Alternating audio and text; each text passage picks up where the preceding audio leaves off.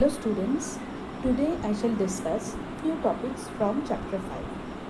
First topic is meaning of prejudices.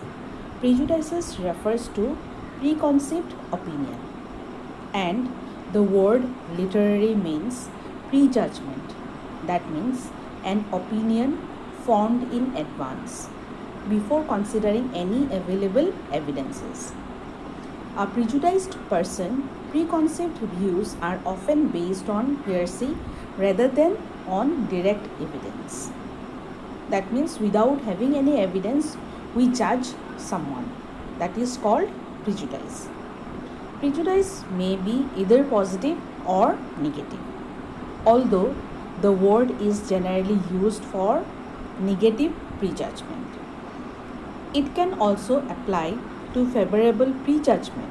For example, Brahmins are considered as pure caste, and without any evidence, we believe them to be superior to members of other caste or groups. So that is prejudices. Okay, prejudices means preconceived opinion. That means without having any evidences, we judge someone. That is called prejudices. Okay, next topic is stereotypes. Stereotypes means fixed and inflexible characterizations of a group of people.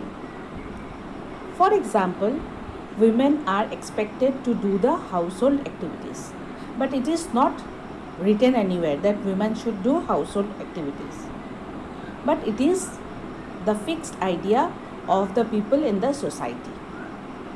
That is stereotype. It is often applied to ethnic and racial groups and to women. Some communities are characterized as martial races or cowardly, yet others as untrustworthy. But it is not true all the time, as the same individual may be both lazy and hardworking at different times. Stereotypes fix whole group into single, homogeneous categories. They refuse to recognize the variation across individuals and across context or across time. They treat an entire community as though it were a single person with a single all-encompassing trait or characteristics. Okay, so stereotype means fixed and inflexible characterization. That means we are pointing a group of people as cowardly or as untrustworthy or as hardworking or as cunning. So when we point someone, instead of pointing that particular individual, we point the whole group. Next topic is discrimination. Discrimination refers to our actual behavior towards another group or individual. It is a practice when disqualify members from one group from opportunities which is open to others. Moreover, it is very hard to prove because it may not open or explicitly stated. For example, the person who is refused a job because of their caste may be told that they were less qualified than others and that the selection was done purely on merit. So we cannot prove discrimination. We don't like someone, but sometimes we do not tell them that we don't like, but we give some other excuses. So in that situation, that is called discrimination.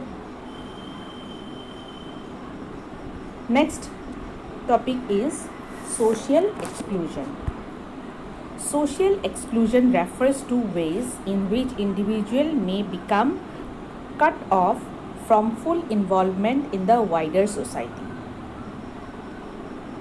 That few sections of people were prevented to get opportunities which is open to majority of the population, because to lead a smooth life others than food, clothes and shelter, we need essential goods and services like education, health, then transportation, insurance, social security, banking, police, etc.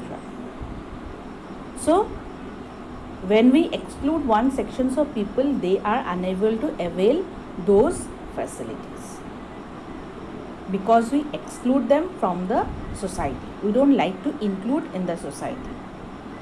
So, social exclusion is not accidental but systematic. That means systematically one section of people are excluded. For example, Dalits were not allowed to enter into educational institution or to take water from the same well from where Brahmin used to take. So that was social exclusion. They were not allowed to enter into educational institution. Okay. It is also important to note that social exclusion is involuntary.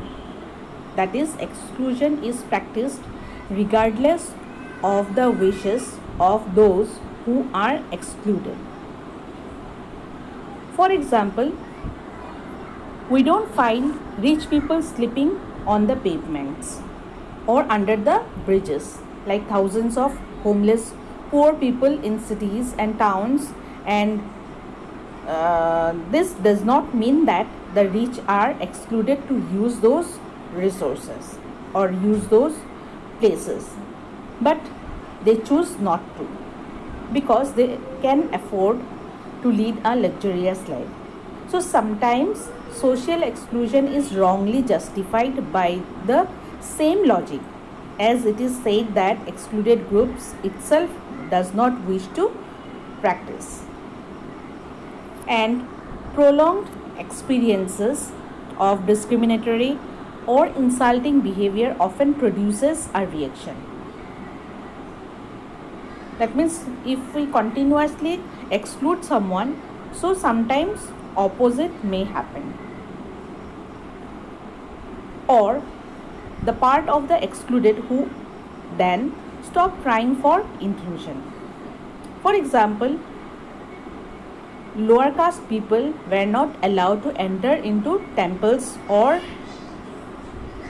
educational institution, as already I told you. And after decades of such treatment, the Dalit stopped trying to enter into the either educational institution or in the religious institution, and they may build their own temple or convert to other religion. But this does not mean that social exclusion is not being practiced. It occurs regardless of the wishes of the excluded. Okay, social exclusion means someone who are excluded from the society, and that is systematically done. As because we don't want to include them in the society, so we exclude one sections of people from the society. That is systematically done. Okay, and that is involuntary. That means whether one person want to be excluded or they doesn't, it doesn't matter, but they are excluded. Okay, and last is the example when one sections of people are continuously excluded and treated badly, they stop trying to be included and they find some other ways. Okay, so that is social exclusion.